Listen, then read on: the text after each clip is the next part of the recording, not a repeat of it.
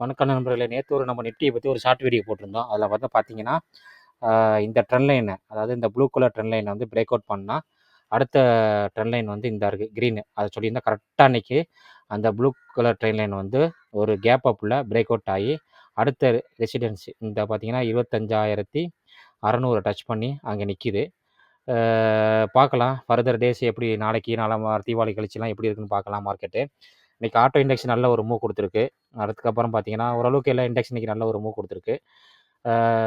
Nifty வந்து பார்த்தீங்கன்னா ஒரு லாங் சார்ட்டில் நம்ம பார்த்தோம்னா கப்பு வித் ஹேண்டில், ஓகேங்களா?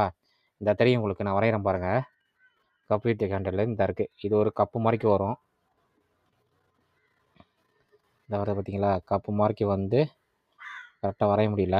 இங்கே ஒரு ஹேண்டில், ஓகேங்களா? இப்போ வந்து பார்த்தீங்கன்னா இங்கே வந்து தான்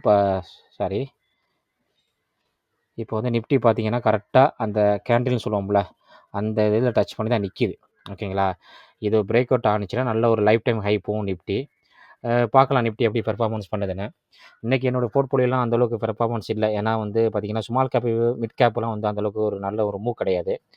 இதோட நம்ம பார்த்தோட தெரியும் உங்களுக்கு. நிஃப்டியோடைய மிட் கேப் இண்டெக்ஸ் பார்த்தீங்கன்னா அந்தளவுக்கு ஒரு மூவ் இல்லை. ஸ்மால் ஒரு இதுதான், ஓகேங்களா? இந்த தெரியுதா பார்த்தீங்களா, ஸ்மால் கேண்டில் தான், க்ரீன் கேண்டில் தான் போட்டிருக்கு. அதே மாதிரிக்கு நிஃப்டியோடைய ஸ்மால் கேப்